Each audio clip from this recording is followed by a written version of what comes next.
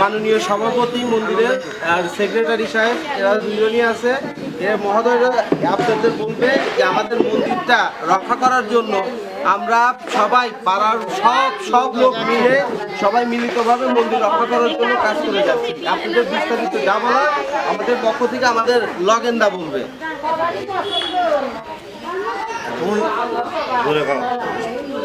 ঘটনা হলো এখানকার এই জায়গাটার মূল মালিক যে গৌরগোপাল নারুগোপাল দত্ত, সে যুদ্ধের আগেই দেশ থেকে চলে গেছে। আমরা দেখিনি তাকে মন্দির স্থাপন করতে চলে গেছে।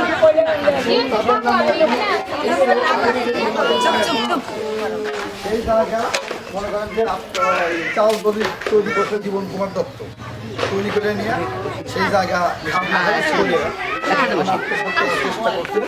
এটা করে আমাদের মন্দিরের রক্ত দিবে না, কোনো কিছু দিবে না, আমাদের তো ধর্ম নষ্ট হবে। তা আমরা সেই জন্য আজকে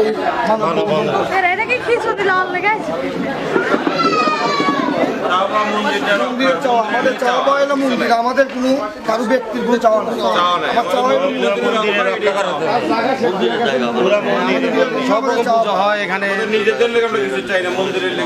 মন্দিরের সব কিছু আমাদের চাওয়া, আমাদের ব্যক্তির কোনো চাওয়া পাওয়া নেই।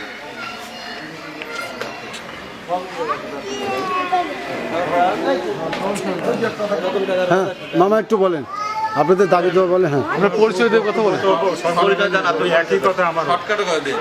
একই কথা আমারও মন্দিরে এই মন্দিরে আমরা যাতে সুষ্ঠুভাবে করতে পারি এইটাই সবার কাছে সরকারের কাছে